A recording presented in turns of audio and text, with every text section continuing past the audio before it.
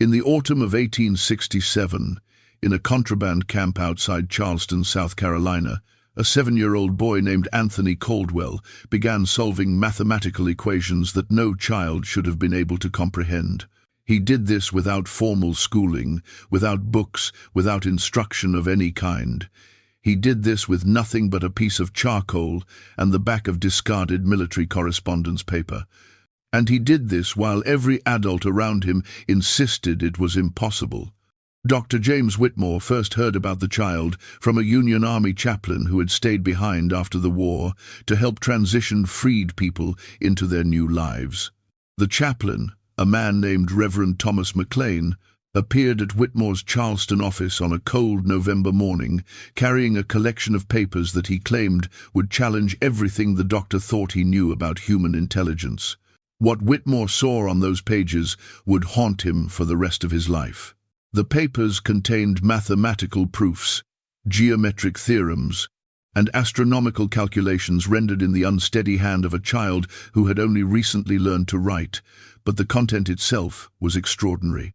The boy had somehow derived principles of calculus without ever encountering formal mathematics. He had calculated the orbital period of Venus using only naked-eye observations and had created a system for predicting lunar eclipses that matched the accuracy of published astronomical tables. Dr. Whitmore was a man of science, educated at Harvard Medical College and trained in the emerging field of neurology. He had studied under some of the finest minds in American medicine and had published papers on brain anatomy that were read in medical schools from Boston to Philadelphia. He considered himself a rational man, immune to superstition and folklore.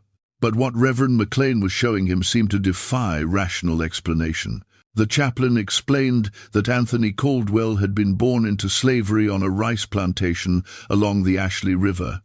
His mother, a woman named Sarah, had died during childbirth. His father's identity was unknown, though plantation records suggested he might have been one of the enslaved men who worked the mill. The child had been raised communally by the women in the quarters, passed from lap to lap, fed by whoever had milk to spare. He had survived somehow, despite being small and sickly, despite the brutal conditions that killed so many enslaved children before their 5th birthday. What made Anthony unusual was not his survival, but what happened when he learned to observe the world around him. Before he could speak in full sentences, he was arranging objects in complex patterns that the women recognized as deliberate and meaningful. Before he turned 4, he was using sticks to draw geometric shapes in the dirt with precision that seemed impossible for such young hands. By 5, he was counting stars and asking questions about the movement of celestial bodies that the adults around him could not answer. The enslaved community had protected Anthony as best they could, hiding his unusual abilities from the overseers and the plantation owner. In a world where any distinction could be dangerous, where showing intelligence could result in punishment or sale, Anthony's gifts made him vulnerable. The women taught him to stay quiet, to keep his drawings hidden, to ask his questions only in whispers after dark when the white people were safely asleep in the big house. But liberation had changed everything. When Union forces occupied Charleston in 1865, the plantation system collapsed. Enslaved people became contraband, then freed people, then citizens in a new and uncertain world. The contraband camps that sprang up around military installations became home to thousands of formerly enslaved families trying to build lives from nothing. And in one of these camps, Anthony Caldwell no longer had to hide what his mind could do. Reverend McLean had discovered the boy by accident.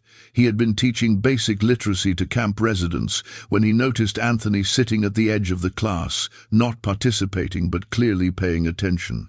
The child was too young for the adult lessons, but something about his focus caught the chaplain's eye. After class, McLean found the boy drawing elaborate mathematical diagrams in the dirt with a stick, diagrams that seemed to map the relationship between musical tones and numerical ratios. The chaplain, who had studied theology at Princeton and possessed enough classical education to recognize Pythagorean theory when he saw it, realized he was witnessing something extraordinary. Over the following weeks, he began testing the child's abilities, presenting him with increasingly complex problems and watching in astonishment as Anthony solved them with methods that seemed to emerge fully formed from his own mind. Dr. Whitmore listened to all of this with the skepticism of a trained scientist. Child prodigies existed, certainly. History recorded exceptional cases of mathematical or musical genius appearing at young ages. But those cases involved children from educated families, children who had been exposed to learning from birth, children who had access to the accumulated knowledge of civilization. Anthony Caldwell was a child born into slavery, kept deliberately ignorant by a system that forbade teaching enslaved people to read, surviving in conditions designed to break both body and spirit. The idea that such a child could independently derive advanced mathematical principles seemed to violate everything Whitmore understood about how human intelligence developed. And yet, the papers before him told a different story. Whitmore studied the calculations carefully, checking them against his own knowledge of mathematics and astronomy. Every proof was sound. Every calculation was accurate. The handwriting was crude, the spelling was phonetic and often incorrect, but the underlying reasoning was flawless. Whoever had created these documents possessed a mind capable of abstract reasoning at a level that matched or exceeded that of trained scholars. There was another detail that Reverend McLean had mentioned almost as an afterthought, but which Whitmore found himself returning to again and again. The boy's eyes. Everyone who met Anthony remarked on his eyes. They were unusually bright, with an intensity that seemed to capture and reflect light in ways that drew immediate attention. Some of the formerly enslaved people in the camp said the child had been born with eyes that shined like lanterns in the dark. Others claimed his eyes changed color depending on his mood or the time of day. The descriptions varied, but everyone agreed that Anthony's eyes were the most striking thing about him, even more notable than his extraordinary mind. Whitmore arranged to visit the contraband camp the following day. He told himself this was purely scientific curiosity, an opportunity to document an unusual case that might contribute to medical understanding of human cognition. But beneath his professional interest lay something else, a discomfort he could not quite name. The existence of a black child with genius-level intelligence challenged assumptions that Whitmore had absorbed without question throughout his life and education. If Anthony Caldwell was truly as gifted as these papers suggested, then what did that mean about all the theories of racial hierarchy that dominated scientific discourse? What did it mean about the social order that had just been violently dismantled by civil war? The contraband camp was a sprawling collection of tents, makeshift shelters, and crude wooden structures built on land that had once been used for military drills. Thousands of people lived here in conditions that Whitmore found shocking despite his years of treating wounded soldiers. Families crowded into spaces meant for single soldiers. Children ran barefoot through mud and refuse. The smell of cook fires and unwashed bodies hung heavy in the cold November air. Yet there was also life here, a kind of determined energy as people tried to create homes and communities from nothing. Reverend McLean led Whitmore through the camp to a shelter near the eastern edge where Anthony lived with a woman named Ruth, who had taken responsibility for the boy after the camp formed. Ruth was perhaps 40 years old, though hardship made age difficult to determine. She had worked as a house servant on the same plantation where Anthony was born and had helped raise him during those early years. Now she protected him in this new world where freedom brought its own dangers. Anthony was sitting outside the shelter when Whitmore arrived, drawing with charcoal on a piece of salvaged wood. The boy was small for 7 years old, thin in the way that spoke of chronic hunger rather than natural build. His clothing was military surplus, an adult shirt cut down to something approximating child size, trousers held up with rope, but his face, when he looked up at the approaching visitors, stopped Whitmore in his tracks. The boy's eyes were extraordinary. They were dark brown, nearly black, but with an unusual clarity and brightness that made them seem to generate their own light. When Anthony looked directly at Whitmore, the doctor felt as though he was being examined with the same clinical precision he typically directed at his patients. It was an unsettling sensation, being studied so intently by a child who should have been shy or frightened of a strange white man in a fine suit. Reverend McLean made the introductions. Anthony stood politely, as he had clearly been taught, and extended his hand for shaking in the formal manner of adult greeting. His grip was light but deliberate. His voice, when he spoke, was soft but clear. "It is a pleasure to meet you, Dr. Whitmore. The chaplain has told me about your studies of the brain and nervous system. I have been hoping to ask you questions about the relationship between neural structure and mathematical reasoning." The statement was so unexpected, delivered in such matter-of-fact tones by such a young child, that Whitmore found himself speechless for a moment. He had expected to encounter a clever child, perhaps one with unusual calculating abilities. He had not expected to meet a 7-year-old who spoke like a college student discussing academic specializations. Over the next several hours, Whitmore conducted what he would later describe as the most remarkable interview of his medical career. He asked Anthony to solve mathematical problems, and the boy did so not just correctly, but with explanations of his reasoning that revealed deep understanding of underlying principles. He asked Anthony about his astronomical observations, and the boy described the patterns of planetary motion with accuracy that matched published scientific texts. He asked Anthony about his life before freedom, and the boy spoke with painful clarity about hiding his abilities, about learning to pretend he understood less than he did, about the fear that came with being different in a world where difference meant danger. What disturbed Dr. Whitmore most about his conversations with Anthony was not the boy's intelligence, though that was remarkable enough. What disturbed him was the evidence of systematic suppression, the deliberate stunting of a mind that should have been nurtured and celebrated. Anthony described learning to count by observing the harvest tallies that overseers recorded, memorizing the numbers before he understood what they meant. He described teaching himself the alphabet by studying discarded newspapers that had been used to wrap supplies, piecing together the relationship between sounds and symbols through pure observation. He described developing his understanding of geometry by watching spiders build webs, by studying the angles of sunlight through cracks in cabin walls, by analyzing the patterns of crops planted in the fields. The child had constructed an entire education from scraps and shadows, building knowledge in secret because showing intelligence could result in being sold away from everyone he knew, or worse. And now, in freedom, that magnificent mind was trapped in a body weakened by malnutrition and a social position that rendered his gifts nearly meaningless.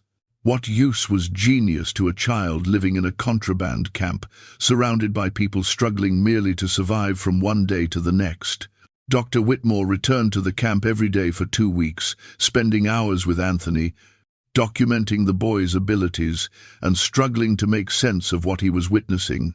He brought books on mathematics and astronomy, watching in amazement as Anthony absorbed their contents with speed that seemed impossible. The boy would run his fingers across pages of equations, his eyes moving rapidly, his lips forming silent words. Then he would begin asking questions that revealed he had not just memorized the material, but had understood it deeply enough to identify limitations and propose extensions.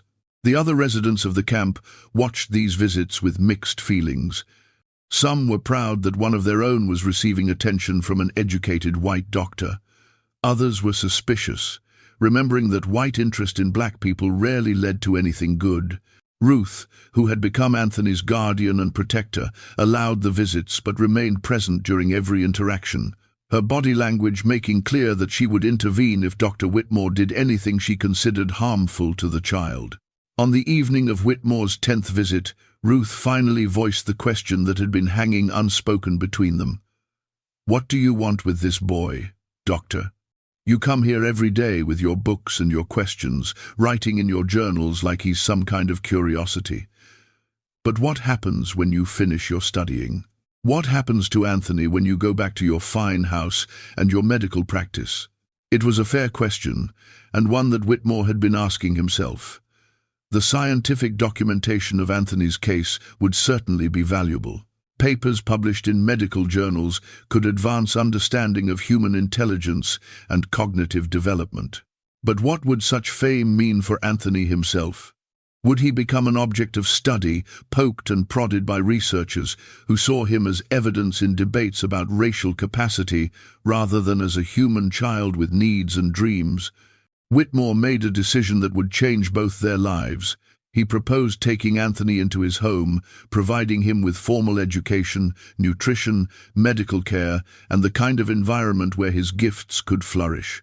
He would become Anthony's guardian, assuming legal responsibility for the boy's welfare and education.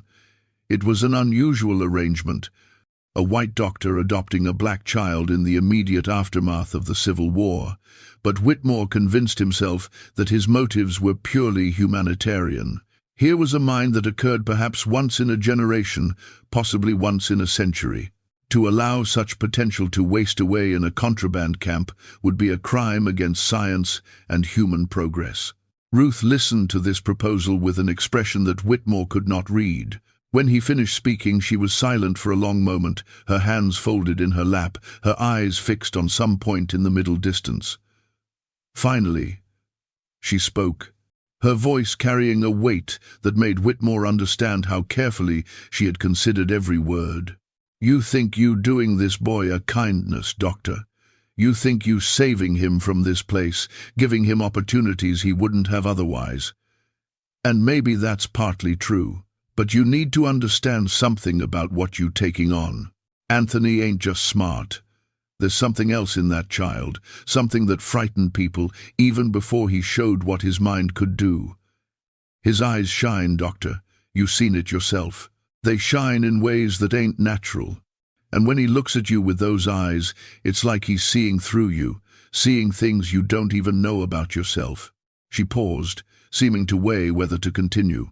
"The women who raised Anthony, we tried to keep him safe by keeping him hidden, but it wasn't just the white folks we was protecting him from. Some of our own people were scared of him too.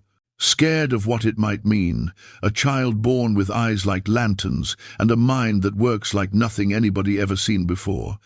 You take him into your world, into white Charleston society, and you better be ready for what comes with that. Because intelligence like his, combined with eyes like his in a black child's body during these times, that's not just unusual, Doctor. That's dangerous." Whitmore heard the warning but interpreted it through his own framework of scientific rationalism. The luminous quality of Anthony's eyes was likely a result of unusual iris structure, or perhaps an optical effect related to exceptionally high corneal clarity.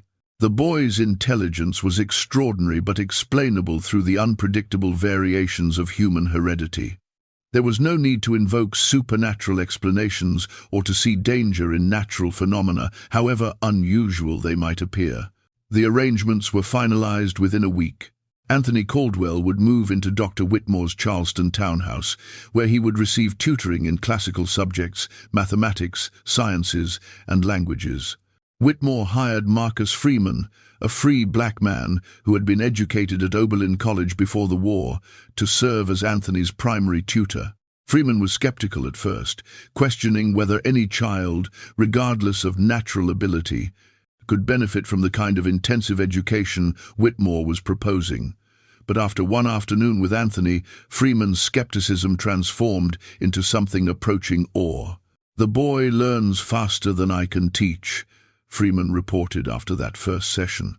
"I began explaining basic Latin grammar, intending to spend several weeks on declensions and conjugations. Within 2 hours, he had absorbed what typically takes students months to grasp. By the end of our session, he was reading simple Latin texts and asking about the relationship between Latin, Greek, and Romance languages.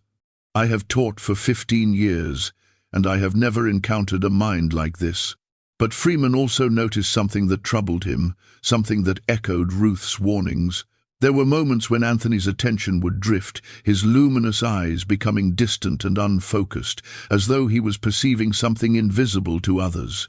During these episodes, which lasted anywhere from a few seconds to several minutes, the boy seemed to be solving problems or processing information at some level beyond conscious thought.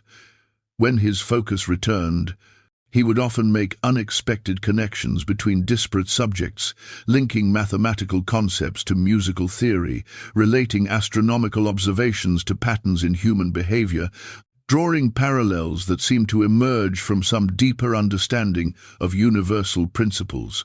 Dr. Whitmore's household staff reacted to Anthony's presence with varying degrees of acceptance. Sarah Chen, the housekeeper who had worked for Whitmore for 8 years, treated the boy with the same efficient kindness she showed everyone. She made sure he had proper clothing, that his room was kept clean, that his meals were nutritious and regular. But even Sarah admitted that the child unsettled her in ways she could not articulate. His eyes followed movement with unnatural precision. He seemed to know when someone was approaching before they appeared. And there were times, late at night, when Sarah swore she could see light emanating from beneath Anthony's door, a soft golden glow that had no apparent source. Within 3 months of Anthony's arrival, Dr. Whitmore's townhouse had become an informal salon for Charleston's small community of intellectuals and scholars. Word had spread about the extraordinary child living with the prominent physician, and people wanted to see for themselves whether the reports were true. Professors from the medical college, visiting scientists from northern universities, military officers with engineering backgrounds, all came to test the boy's abilities and left astounded by what they witnessed. Anthony could look at a page of mathematical equations and identify errors that trained mathematicians had missed. He could listen to a musical composition once and then reproduce it perfectly on the piano. Despite having no formal musical training, he could observe a chess game for 15 minutes and then explain the strategic thinking behind each player's moves with insight that exceeded that of experienced players. He could look at architectural drawings and immediately identify structural weaknesses or propose improvements based on principles of physics and material science. But the demonstrations that impressed visitors most were those involving astronomy. Anthony had continued his naked-eye observations of the night sky, but now he had access to Whitmore's small telescope and to astronomical charts and tables. The boy quickly mastered celestial mechanics and began making predictions about planetary positions and stellar occurrences with accuracy that matched professional astronomers using far more sophisticated equipment. More remarkably, Anthony seemed to perceive patterns in astronomical data that others missed, identifying relationships between celestial phenomena that would not be confirmed by mainstream science for decades. Dr. Whitmore documented all of this meticulously, filling journal after journal with observations and test results. He was preparing a comprehensive paper for presentation to the American Medical Association, a case study that would establish Anthony Caldwell as perhaps the most remarkable example of human cognitive potential ever documented. The paper would argue that intelligence was not determined by race or social circumstance, but by individual variation within the species. Anthony's existence proved that genius could emerge anywhere, under any conditions, if only it was given the opportunity to flourish.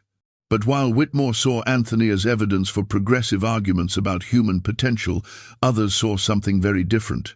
In the spring of 1868, approximately 6 months after Anthony came to live with Dr. Whitmore, the first threats arrived.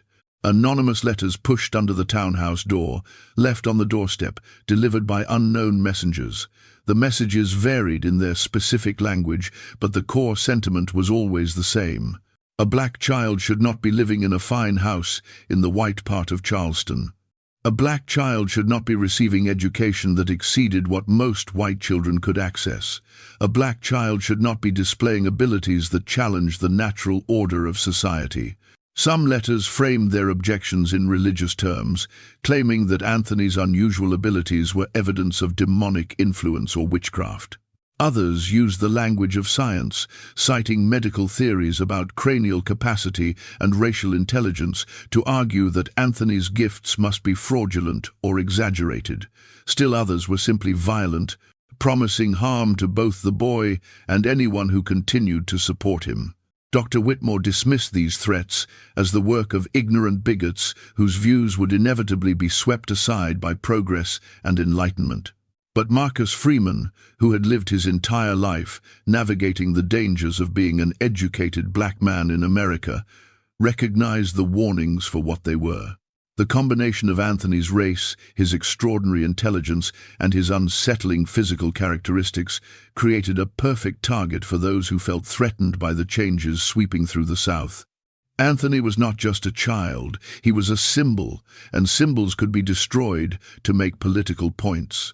The violence began small. Someone threw a brick through one of the townhouse windows in the middle of the night, accompanied by a note that read simply, "Send the devil child back where he belongs." A few days later, someone started a small fire in the alley behind the house, quickly extinguished before it could spread, but clearly intended as intimidation. Then came more direct confrontations.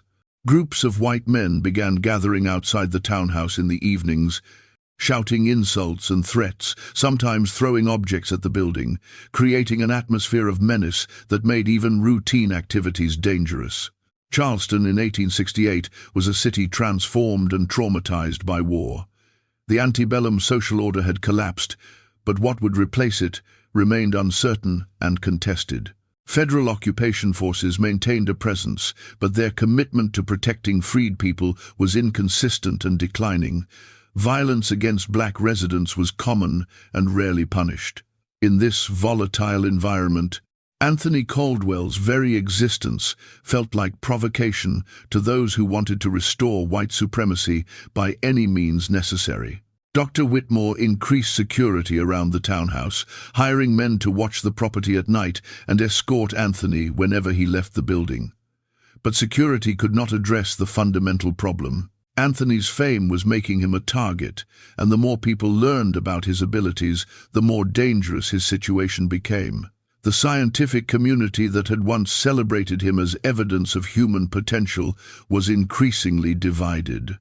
Some continued to support Anthony and advocate for his education. Others began to question whether the reports of his abilities had been exaggerated or fabricated.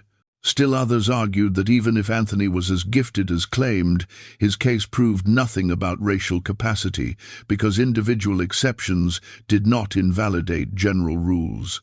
Meanwhile, Anthony himself was changing in ways that troubled everyone around him.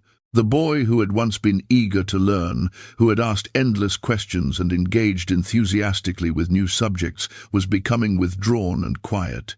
His luminous eyes, which had once seemed to reflect curiosity and intelligence, now carried something that looked like sorrow or perhaps resignation.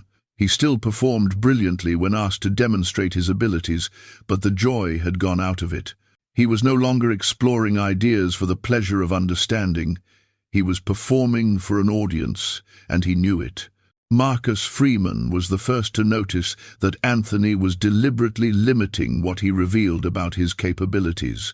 The boy who could solve complex mathematical problems in seconds now took several minutes, working through steps that Freeman suspected Anthony had already completed mentally. The boy who could memorize an entire book after a single reading now claimed to need multiple exposures to retain information. Anthony was learning to hide his light, just as he had been taught to do during slavery. But now he was hiding not from overseers who might punish intelligence, but from a society that could not accept the existence of a black child whose mind exceeded the supposed limits of his race. One evening in late June, as summer heat made Charleston nearly unbearable, Anthony appeared at Dr. Whitmore's study carrying several pieces of paper covered in his distinctive handwriting. The boy had been especially quiet for days, spending long hours alone in his room, declining to participate in the social visits that had once been a regular feature of the household. Whitmore had been concerned, but had attributed Anthony's withdrawal to the stress of the threats and harassment that had become routine. Anthony placed the papers on Whitmore's desk without speaking, then stood waiting with his hands clasped behind his back in the formal posture he had adopted when addressing adults.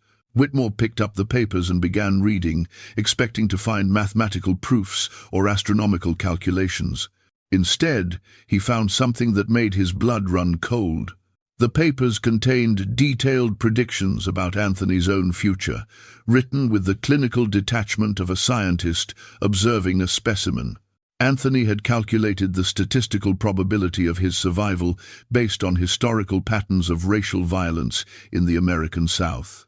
He had analyzed the economic and social factors that made him a target.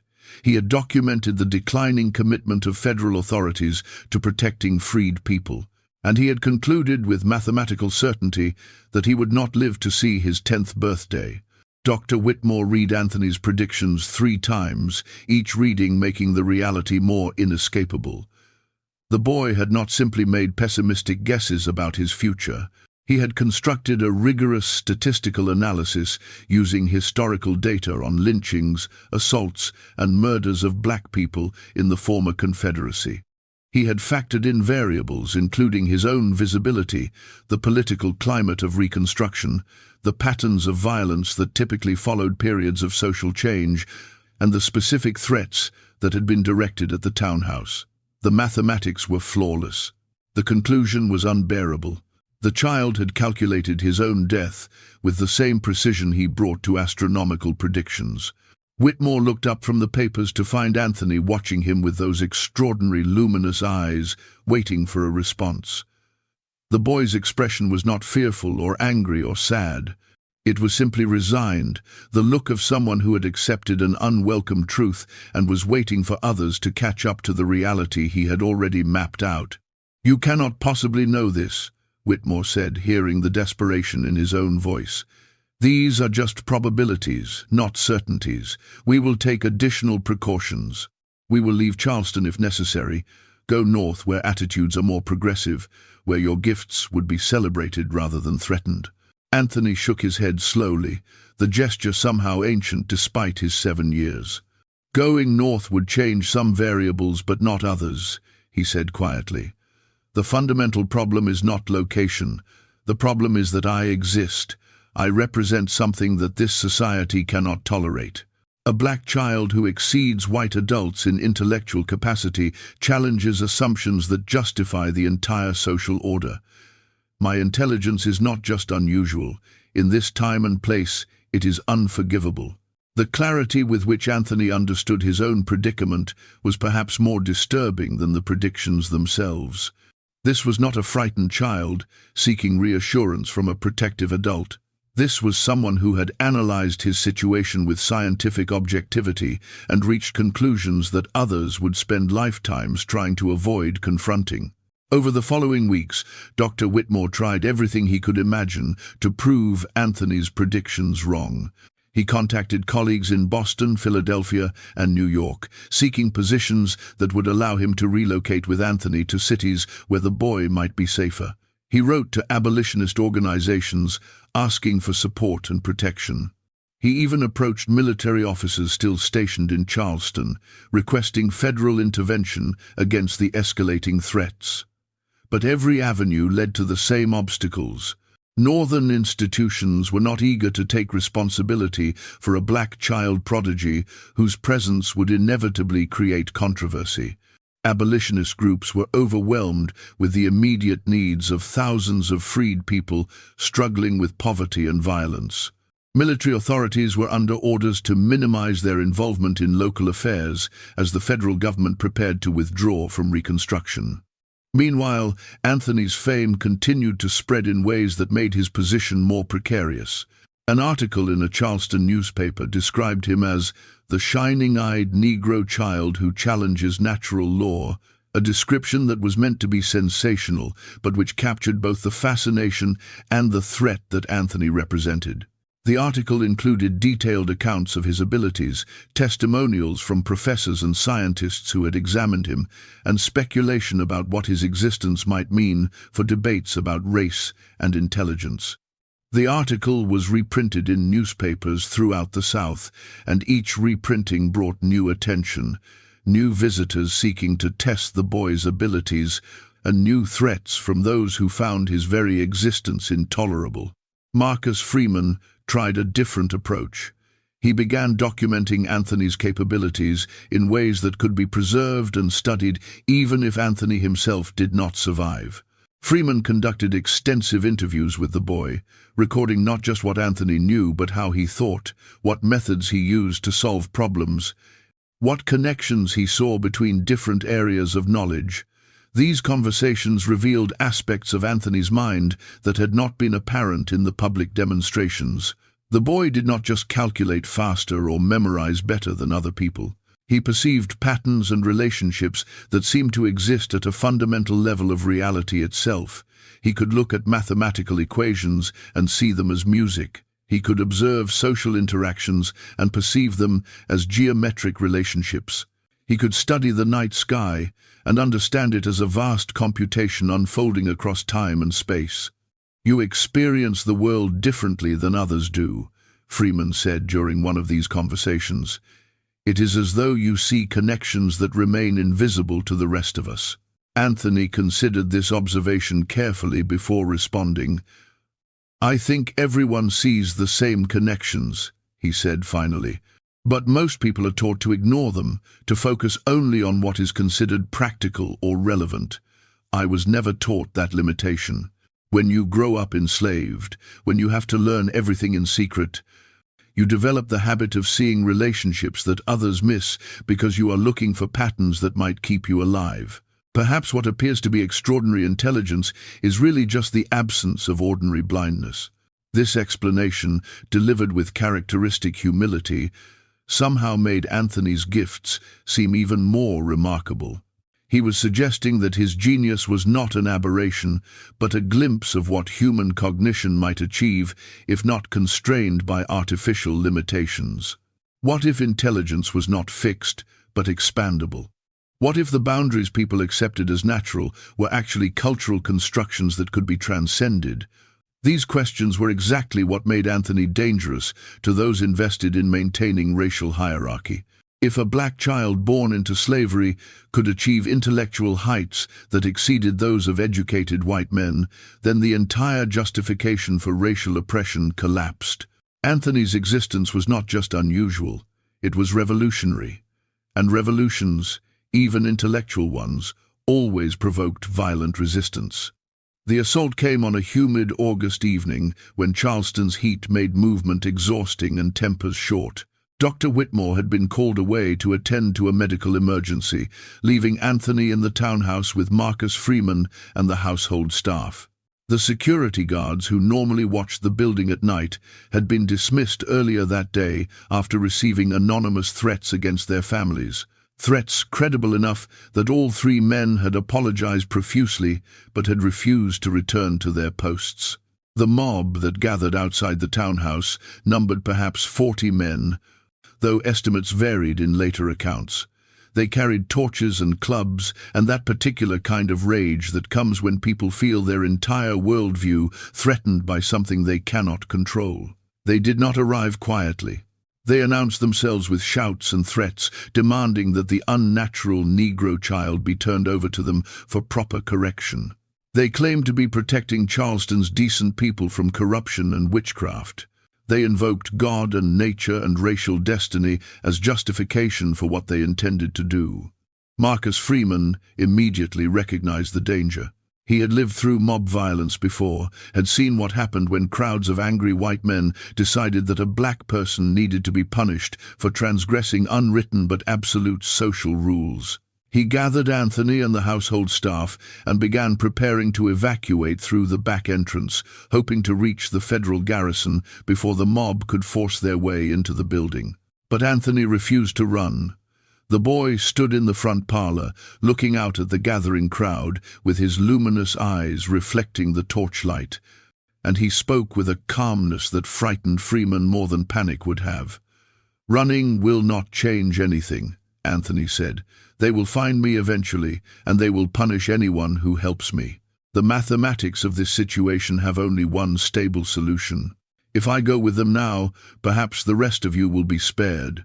Freeman grabbed the boy's shoulders, forcing Anthony to look at him directly. "You are 7 years old," he said fiercely. "You do not get to sacrifice yourself because you calculated the probabilities. You do not get to give up because the world is unjust and violent. You survive because your mind is precious and your life has value, and because proving those men wrong is worth whatever it takes to keep you alive. Something in Freeman's intensity seemed to reach Anthony. For the first time in weeks, the boy's resigned acceptance cracked, revealing the frightened child beneath the genius exterior. He nodded silently, and Freeman immediately began implementing his evacuation plan, moving everyone toward the back of the house while the mob outside grew louder and more aggressive. They almost made it. The back door was opening, the alley beyond appeared clear, and Freeman was calculating their fastest route to federal protection when someone in the mob noticed movement and raised an alarm. Within seconds, men were running around both sides of the building, cutting off the escape route, trapping Freeman and Anthony and the others between the house and an advancing line of torch-bearing attackers.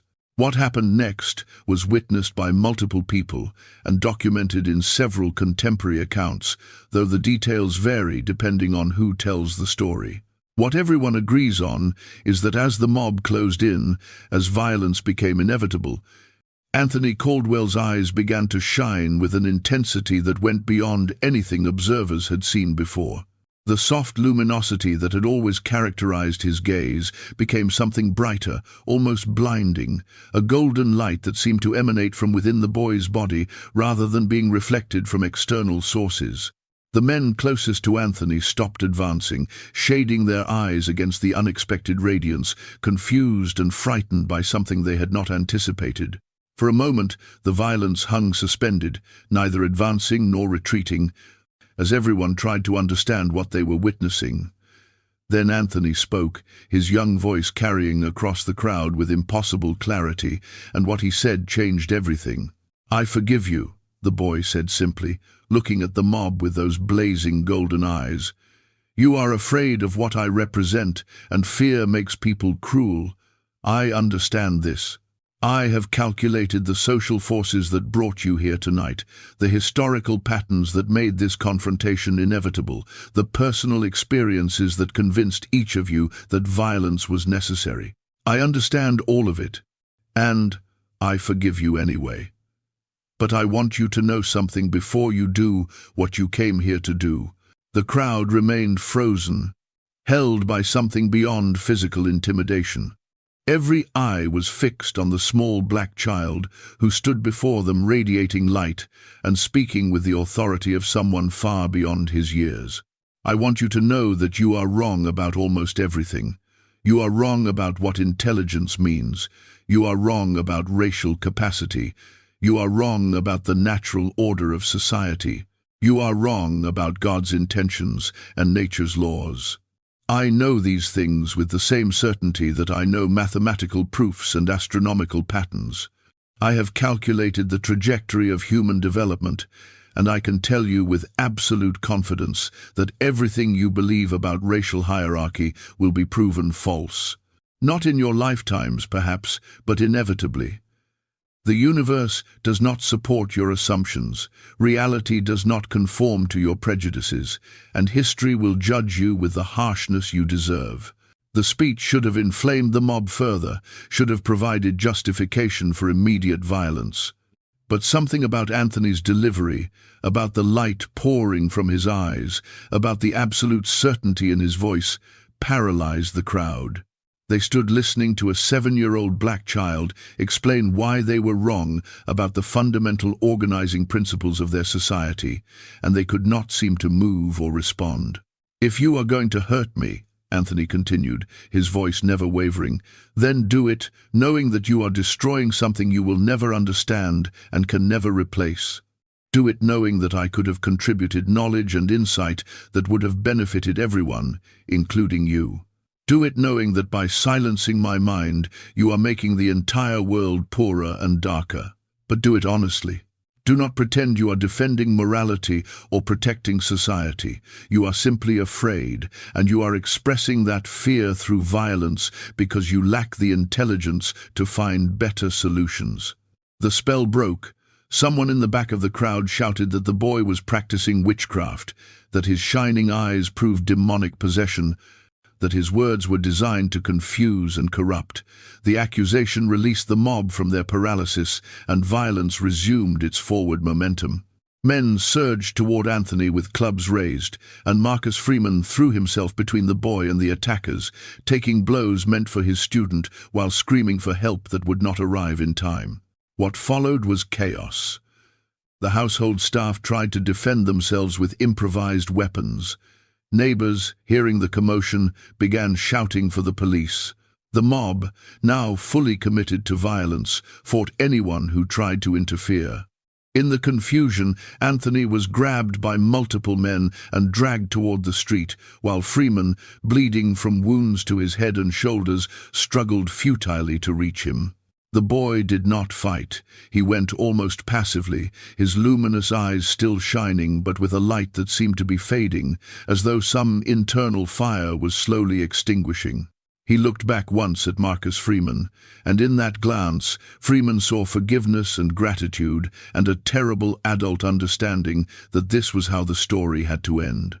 They carried Anthony Caldwell away into the darkness beyond the torchlight, and Marcus Freeman collapsed in the alley, unable to follow, barely able to breathe, listening to sounds that he would hear in nightmares for the rest of his life.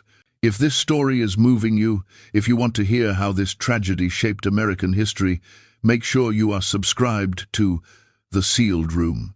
Hit that notification bell, because stories like Anthony's need to be told, need to be remembered, need to change how we understand the past. Share this with someone who cares about truth. Leave a comment with your thoughts. Let's make sure these voices are never silenced again.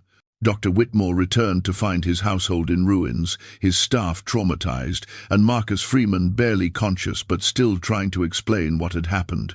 The physician's first instinct was to organize an immediate search party, to mobilize federal troops, to tear Charleston apart until Anthony was found. But Freeman, through broken teeth and split lips, delivered the news that made such efforts meaningless. The boy was already dead. Multiple witnesses from the crowd had confirmed it.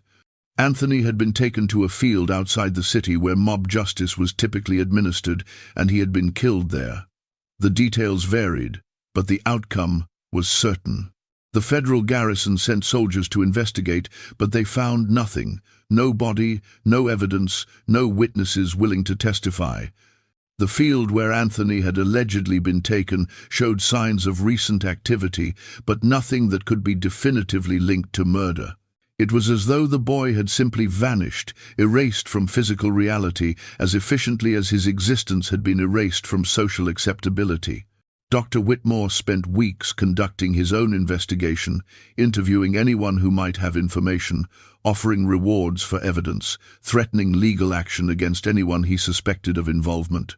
But Charleston, in 1868, was a city where such crimes were common enough to be unremarkable and where white solidarity protected perpetrators from consequences. No one would talk, no one would testify. Anthony Caldwell had been removed from the world, and those responsible would face no earthly justice. The loss devastated everyone who had known Anthony. Marcus Freeman never fully recovered from his physical injuries, but the emotional wounds were deeper and more permanent. He continued teaching, but colleagues noticed that something had gone out of him, some spark of hope or enthusiasm that had sustained him through difficult years. He spoke less frequently about human potential and more about human failure. He became, in the assessment of those who knew him best, a man permanently haunted by a loss he could have prevented if only he had been stronger or faster or more willing to sacrifice himself instead of the child he had failed to protect. Dr. Whitmore's response was different but equally profound. He abandoned his medical practice and devoted himself entirely to documenting Anthony's case in the most comprehensive detail possible. He collected every scrap of evidence regarding the boy's abilities, interviewed everyone who had known him, preserved the mathematical papers and astronomical calculations, and compiled everything into a manuscript that ran to hundreds of pages. The document he created was part biography, part case study, part impassioned argument for human equality based on scientific evidence that could not be dismissed or denied. But when Whitmore tried to publish this material, he encountered resistance from every direction. Medical journals rejected the manuscript as too controversial. Scientific societies declined to review the evidence. Even abolitionist publications, which might have been expected to embrace a story that so clearly demonstrated the injustice of racial oppression, hesitated to print material that seemed too extraordinary to be credible. The implicit message was always the same. A story about a black child genius who was murdered by a mob might be true, but it was too inflammatory, too challenging, too likely to provoke precisely the kind of violence it described. Better to let the matter rest, to avoid stirring up passions that might endanger other freed people, to accept that some truths were too dangerous to speak aloud. Whitmore refused to accept these judgments. If he could not publish Anthony's story during his own lifetime, he would preserve it for future generations who might be ready to hear it. He deposited his complete manuscript with 3 separate institutions: the Charleston Library Society, the American Philosophical Society in Philadelphia, and Harvard Medical College, with instructions that the material should be made available to researchers who could demonstrate serious interest in the history of American science and racial justice. Then he continued his solitary work of documentation, adding new material as he uncovered it, refining his arguments, and creating what he hoped would be an undeniable testament to a life that society had tried to erase. The mystery of what actually happened to Anthony Caldwell on that August night in 1868 has never been definitively solved. The official position, repeated in contemporary newspaper accounts and later historical records, was that the boy died at the hands of an angry mob and that his body was disposed of in ways that prevented recovery or identification. But there were other rumors, whispers that circulated in Charleston's black community and occasionally surfaced in oblique references in private correspondence. Some claimed that Anthony had not died that night, that his extraordinary abilities had somehow protected him, that the light shining from his eyes had been bright enough to blind and disorient the mob long enough for him to escape. These accounts suggested that the boy had fled Charleston and gone into hiding, perhaps in the North, perhaps in territories where racial violence was less prevalent. Occasional sightings were reported over the following decades, always of a young black man with unusually bright eyes and remarkable intelligence, showing up in various cities and towns, teaching or working or simply observing, before disappearing again when attention became too focused. Other stories were darker and more disturbing. Some claimed that Anthony's body had been found, but that his eyes had been removed by those who killed him, kept as trophies or destroyed to eliminate evidence of the unnatural luminosity that had frightened so many people. These accounts suggested that the mob had been specifically instructed to target the boy's eyes, as though destroying the physical source of his unusual appearance would somehow negate the intellectual threat he represented. Still other rumors took on an almost mythological quality over time. Some said that Anthony had not been fully human, that he was some kind of spirit or divine messenger sent to test humanity's capacity for wisdom and compassion, a test that Charleston had failed catastrophically. These stories described the light from his eyes as growing brighter and brighter as the mob attacked, until it became so intense that it consumed the boy entirely, leaving nothing behind but a scorch mark on the ground and the lingering sense that something precious and irreplaceable had been lost. Marcus Freeman spent years investigating these rumors, following every lead, no matter how implausible, interviewing anyone who claimed to have information about Anthony's fate. His private journals, discovered after his death in 1892, reveal a man tormented by guilt and desperate for any evidence that the boy he had failed to protect might have somehow survived. Freeman never found definitive proof either way, but his journals suggest that he came to believe, or perhaps needed to believe, that Anthony had escaped and was living somewhere under an assumed identity, using his gifts in ways that would not attract the deadly attention that had nearly destroyed him in Charleston. Dr. Whitmore took a different approach to the mystery. He focused not on Anthony's final moments, but on preserving evidence of his abilities and documenting the social forces that had made his murder inevitable. Whitmore's manuscript, eventually published in limited form in 1923, decades after his death, became a primary source for understanding both the extraordinary case of Anthony Caldwell and the violent resistance that met any challenge to racial hierarchy during Reconstruction. The manuscript included reproductions of Anthony's mathematical work, testimony from dozens of witnesses who had observed his abilities, and a rigorous analysis of the threats and violence that had targeted the boy. But the most powerful sections were Whitmore's reflections on what Anthony's case revealed about American society and human potential. The doctor argued that Anthony represented not an aberration, but a glimpse of what intelligence might achieve if not constrained by artificial limitations of race, class, and social expectation. He suggested that genius of Anthony's caliber was probably far more common than generally believed, but that most such minds were destroyed or suppressed before they could fully develop. How many potential Anthonys have been lost to slavery, poverty, violence, and systematic oppression? Whitmore wrote in his conclusion. How many minds capable of advancing human knowledge, solving fundamental problems, and creating beauty have been extinguished before they could contribute anything to civilization?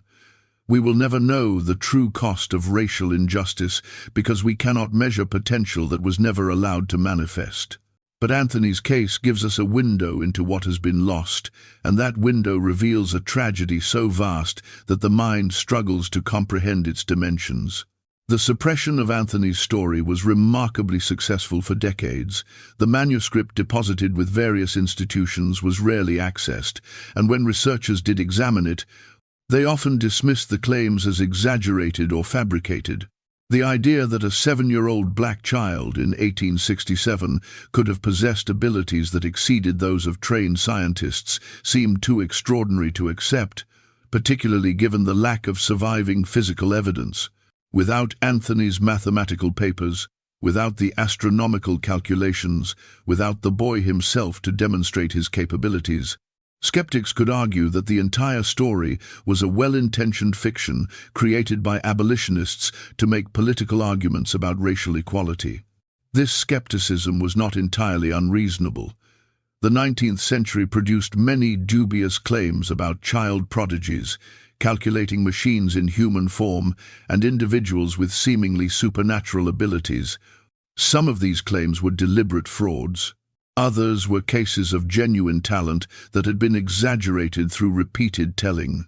And some were simply misunderstandings, unusual abilities that seemed miraculous to observers who lacked the knowledge to recognize what they were actually witnessing. Given this context, demanding strong evidence before accepting extraordinary claims was a legitimate scientific position.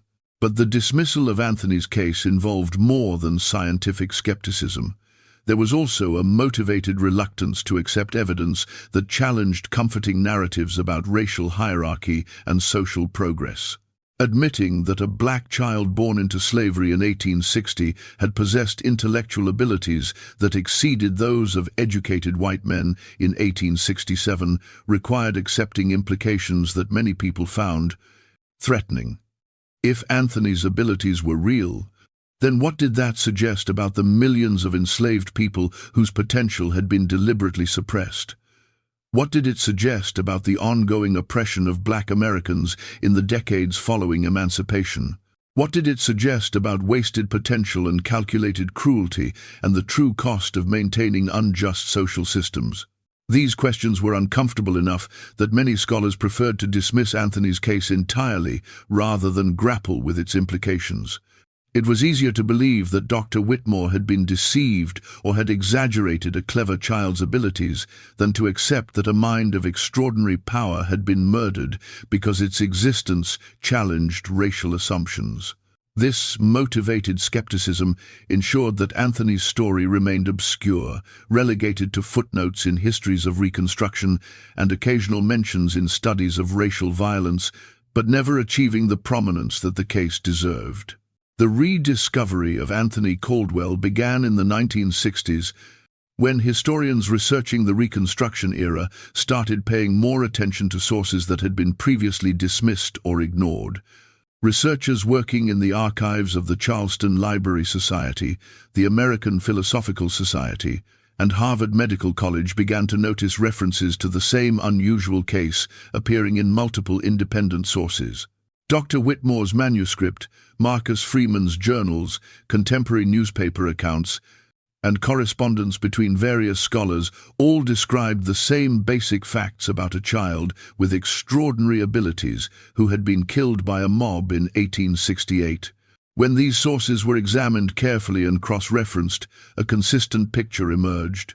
The details varied, as details always do when events are remembered and recorded by different observers. But the core story remained stable across multiple accounts. Anthony Caldwell had existed. His abilities had been documented by credible witnesses. His death had occurred under circumstances that were consistent with patterns of racial violence during Reconstruction.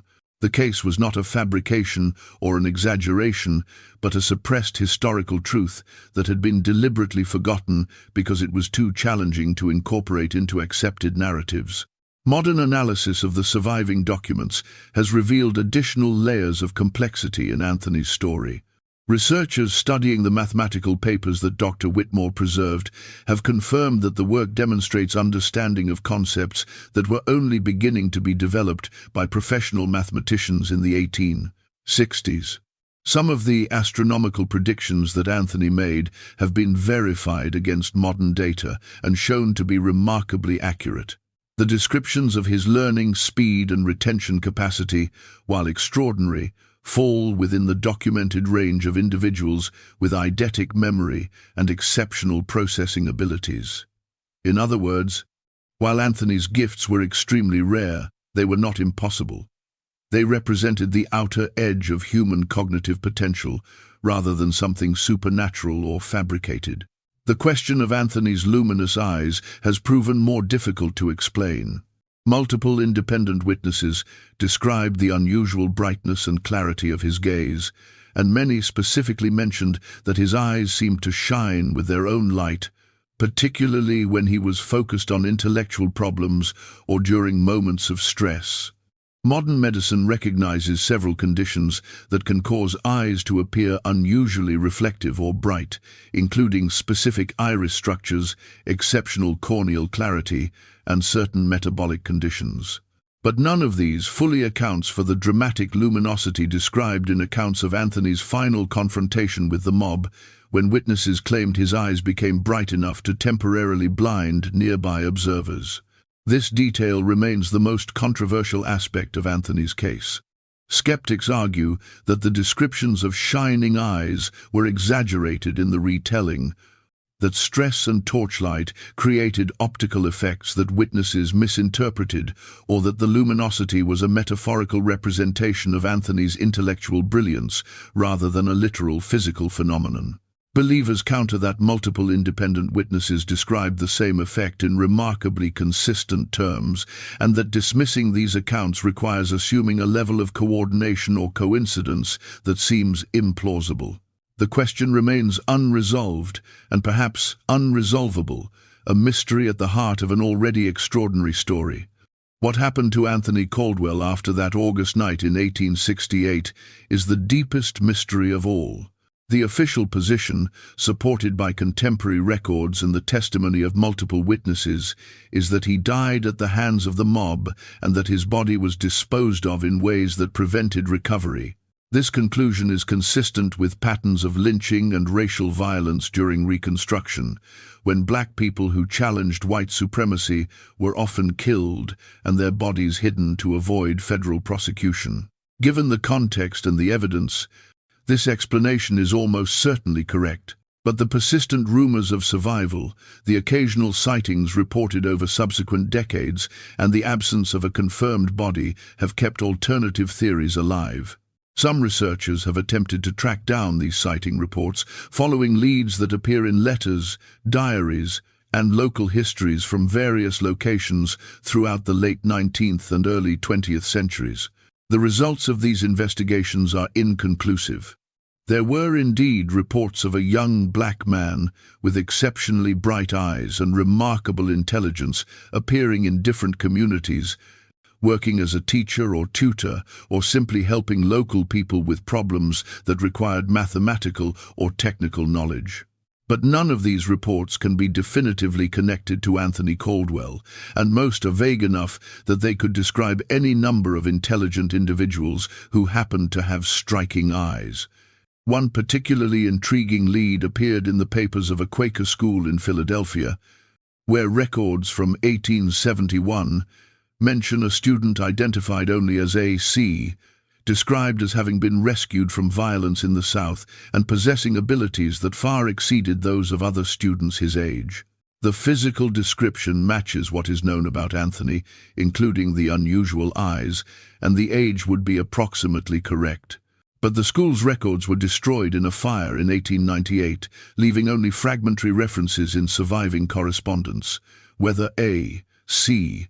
was actually Anthony Caldwell or simply another talented young person with similar characteristics cannot be determined from available evidence. Marcus Freeman believed until his death that Anthony had survived and was living under an assumed identity somewhere in the North. His journals contain passages where he addresses Anthony directly, as though the boy might someday read these words and understand how desperately Freeman had searched for him. "I hope you found safety," Freeman wrote in 1889. "I hope you found people who recognized your gifts without feeling threatened by them. I hope you have been able to use your mind in ways that bring you satisfaction and contribute to human knowledge. And I hope you understand that those of us who knew you, who witnessed what you could do, who saw the light in your eyes and recognized it for what it was, we have never forgotten you. We carry your memory as both an inspiration and a wound. You showed us what human beings might become if we could transcend the artificial limitations we impose on ourselves and each other. That vision sustained us through difficult years, even as the knowledge of what was done to you has haunted us every day since." Dr. Whitmore's final assessment of Anthony's case, written shortly before his own death in 1903, emphasized the tragedy of potential destroyed. "We will never know what Anthony Caldwell might have achieved if he had been allowed to live and develop his abilities fully," Whitmore wrote. "We will never know what discoveries he might have made, what problems he might have solved, what insights he might have contributed to human understanding. That loss belongs not just to Anthony himself, but to all of humanity. When we destroy genius because it appears in an unexpected form, when we silence brilliance because it challenges our prejudices, we rob ourselves of knowledge and beauty and progress that can never be recovered." Anthony's story is not just about one murdered child. It is about the uncounted millions of minds that have been wasted throughout history because societies chose to maintain hierarchies rather than nurture potential wherever it appeared. The legacy of Anthony Caldwell extends far beyond the specific details of his case. His story became, once it was rediscovered and given proper attention, a powerful argument for educational equality and cognitive justice.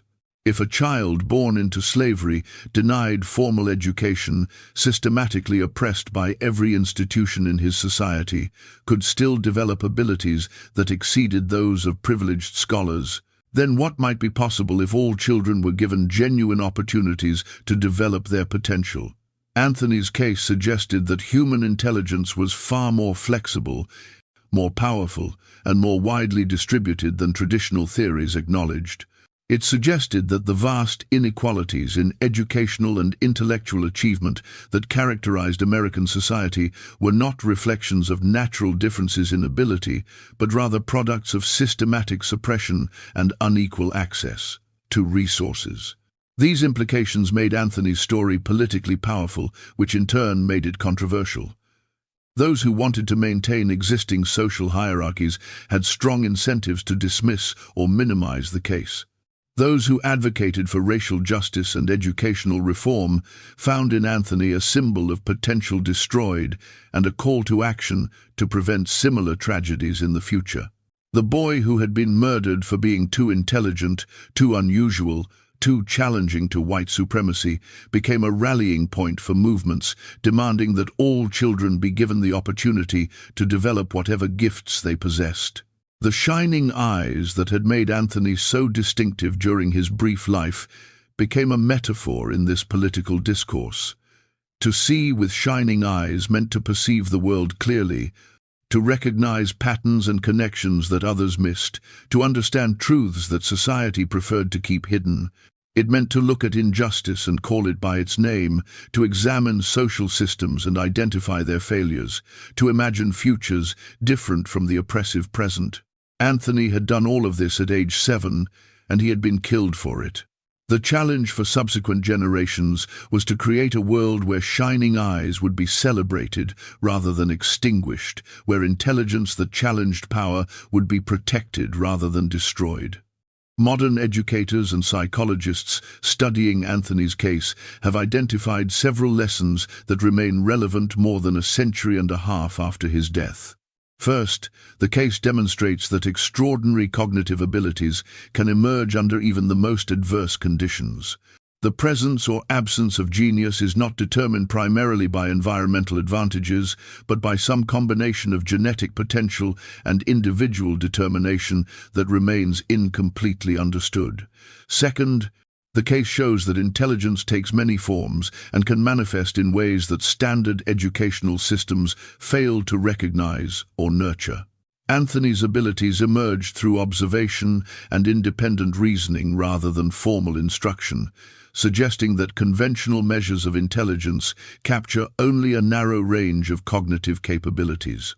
Third, the case illustrates the profound waste that results when social prejudice prevents potential from being realized. How many Anthony Caldwells have been lost to poverty, discrimination, violence, and systematic neglect? How much poorer is human civilization because of these losses? These are not just historical questions. They remain urgently relevant in the 21st century, when educational inequality, racial injustice, and unequal access to opportunity continue to suppress potential and waste minds that might otherwise contribute to solving the complex problems facing humanity. Anthony's story reminds us that genius can appear anywhere, that brilliance recognizes no boundaries of race or class or circumstance, and that societies that fail to nurture all their children's potential impoverish themselves in ways that cannot be calculated or recovered. The final mystery of Anthony Caldwell is not what happened to him on that August night in 1868, though that question remains important and unresolved. The final mystery is what he represents, what his shining eyes saw that others missed, what his extraordinary mind understood about the universe and human nature that died with him before it could be fully documented. Dr. Whitmore spent decades trying to preserve what Anthony had taught him during their brief time together. Marcus Freeman carried the memory of Anthony's insights for the rest of his life. But both men acknowledged that they had captured only fragments of what the boy knew, glimpses of a comprehensive understanding that remained largely inaccessible to those who lacked Anthony's unique cognitive architecture. In his last journal entry before his death, Marcus Freeman wrote about a conversation he had with Anthony just days before the attack. The boy had been talking about patterns, about the way everything in the universe seemed to be connected through relationships that most people could not perceive. Anthony had drawn elaborate diagrams showing how mathematical relationships appeared in music, in astronomy, in the structure of living things, in the patterns of human behavior. He had tried to explain that these connections were not metaphorical or coincidental, but fundamental, that the universe was organized according to principles that could be understood if one knew how to look. "I asked him if he could teach me to see these patterns," Freeman wrote. "Anthony looked at me with those luminous eyes, and I saw something that broke my heart. It was pity, not condescension or arrogance, but genuine sorrow that I could not perceive what was so clear to him.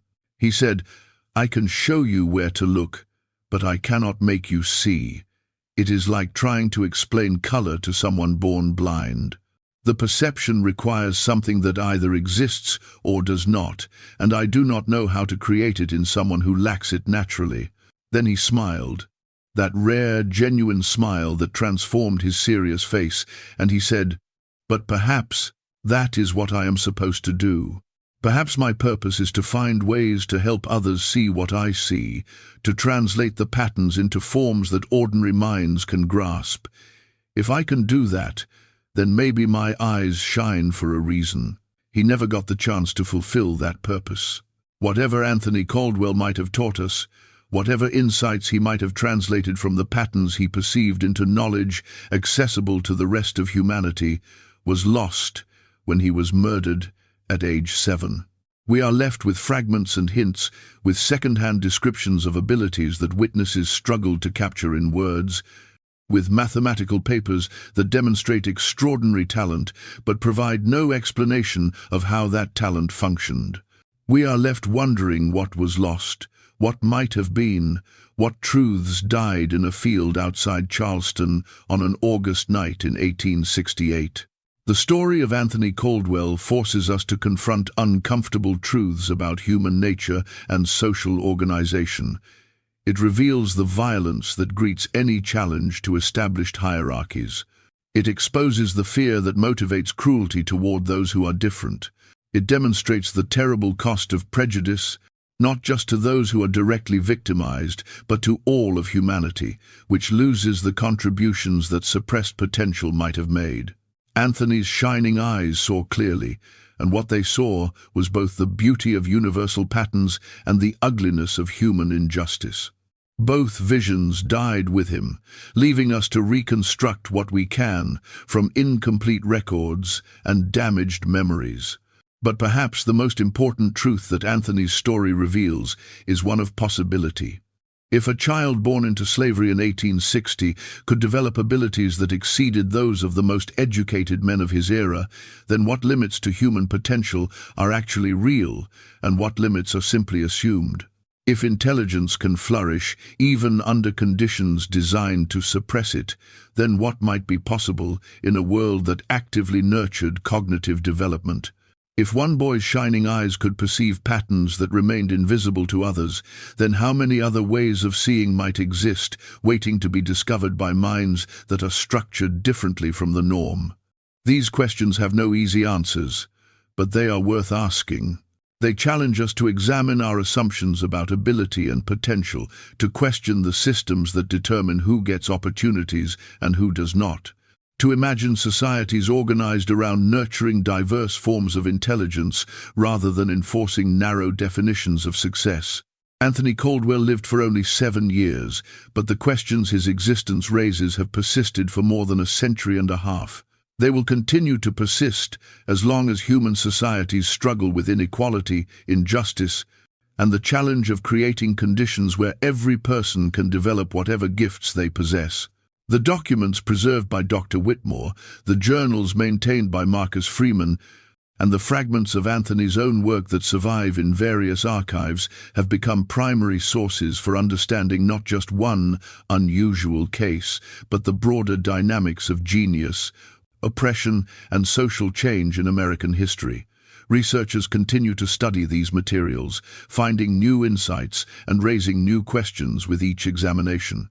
The case remains controversial, with some scholars accepting the documented evidence of Anthony's abilities and others remaining skeptical about claims that seem too extraordinary to credit fully.